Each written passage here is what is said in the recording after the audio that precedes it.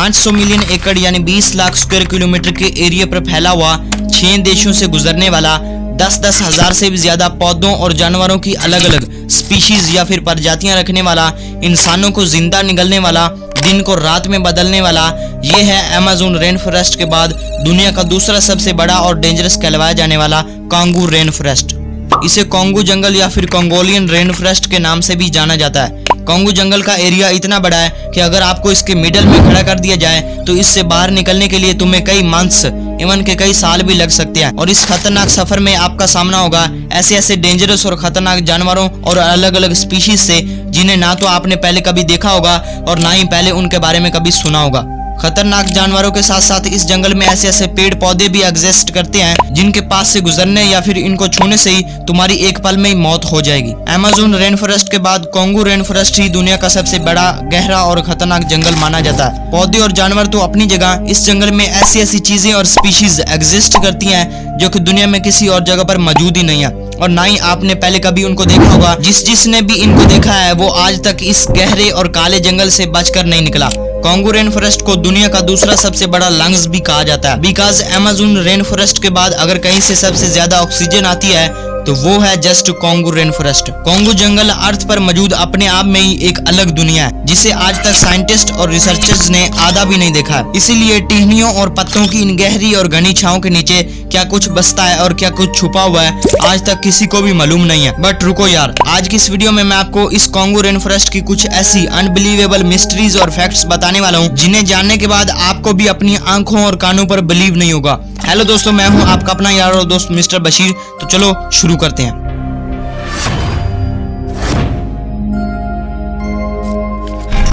Number 1, the giant snake, विशाल और बड़ा सांप। बात है साल 1959 की। बेल्जियम एयरफोर्स का एक कर्नल जिसका नाम रीमी वैन लेरेट बताया जाता है, कांगू जंगल के कटंगा रीजन के ऊपर से अपने प्लेन पर जा रहा था। उड़ते उड़ते कटंगा की एक जगह पर उसे एक बहुत ही बड़ा सांप दिखता है। इसकी लंबाई ऑलमोस्ट 15 मीटर बताई जाती है जो कि बहुत ही ज्यादा है। ये एक बहुत ही जबरदस्त और बड़ा सांप था।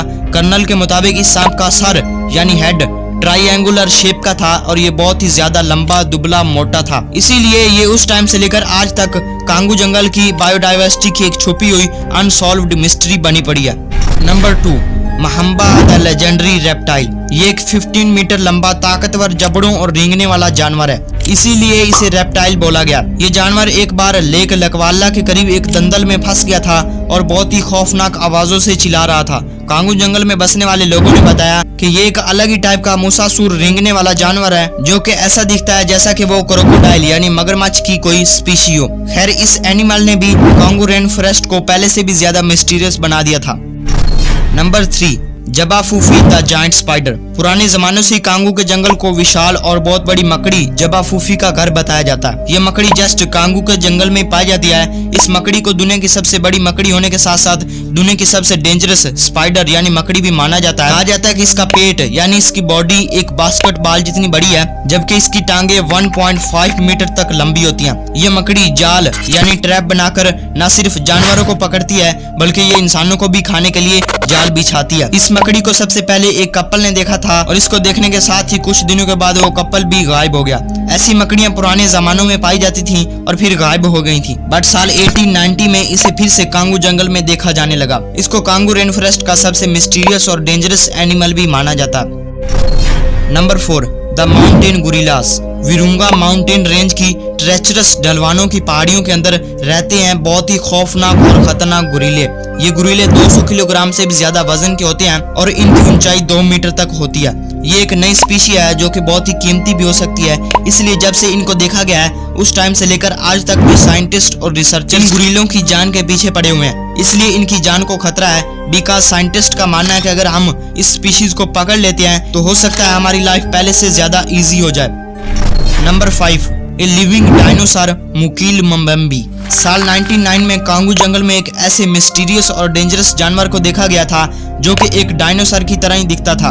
कहा जाता है कि इसकी गर्दन बहुत लंबी होती है और इसका जस्ट एक ही दांत होता है, जबकि इस मुकील मम्बेम्बी जानवर का साइज एक एलिफेंट यानी एक हाथी जितना बड़ा होता है। कुछ लोगों का कहना यह भी है कि ये एक डायनासोर की स्पीशी है, तो वहीं पर कुछ लोग ये भी मानते हैं कि कांगू जंगल में अभी भी डायनासोर एग्जिस्ट करते हैं यानी रहते हैं।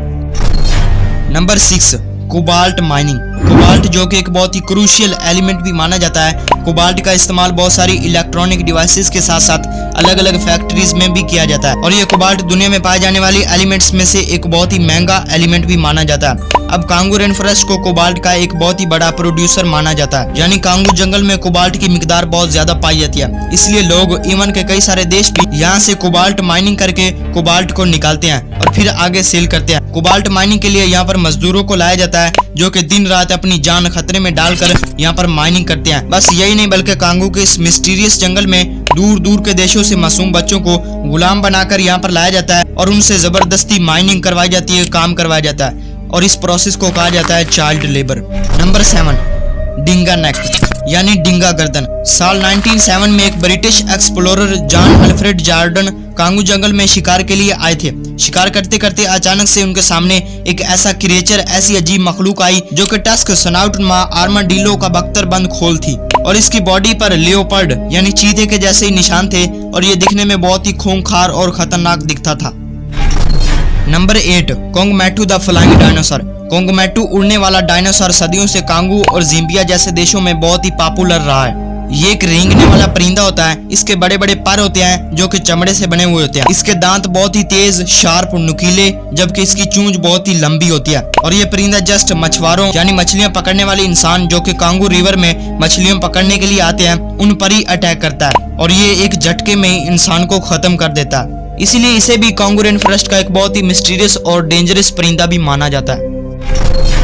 Number 9, alcohol mining. जी हाँ दोस्तों, कांगू रेन फॉरेस्ट में कुछ ऐसे लोग भी रहते हैं जो कि अपने घर का खर्चा चलाने के लिए और अपने बीवी बच्चों का पेट पालने के कांगू जंगल में मौजूद खजूर के पेड़ की जड़ों के नीचे से शराब, दारू अल्कोहल निकालते हैं और फिर इसे अलग अलग कैंस और डब्बों में भरकर आगे सेल कर देते हैं। साइंटिस्ट का मानना है कि एक बार जिस खजूर के पेड़ की जड़ से शराब अल्कोहल निकाल ली जाती है तो फिर वो पेड़ बाद में सूखने लगता है, जो कि एक बहुत ही गलत काम। बस यही नहीं बल्कि इस कांगू रेन फॉरेस्ट के पीछे कुछ ऐसे लोग भी पड़े हैं जो कि दिन रात लगाकर यहाँ से चोरी छुपे लकड़ियां काट कर आगे बेचते हैं। बट यार ये क्या चल रहा है? अगर ऐसा ही चलता रहा तो ये सब कुछ खत्म हो जाएगा और ये नेचर की खूबसूरती जो है बिगड़ जाएगी। बट यार छोड़ो, आपको ये वीडियो कैसी लगी? अगर आपको इस तरह की मिस्ट्रीज और फैक्ट्स के बारे में और भी जानना है और अगर आप चाहते हो कि मैं इस वीडियो का पार्ट 2 लाऊं तो नीचे कमेंट बॉक्स में पार्ट 2 जरूर लिखें और चैनल को कर दे सब्सक्राइब, बिकॉज मैं इसी तरह की इंटरेस्टिंग और एजुकेशनल वीडियोज इस चैनल पर लाता रहता हूँ। मिलते हैं फिर किसी इसी तरह की नई वीडियो में, तब तक के लिए बाय।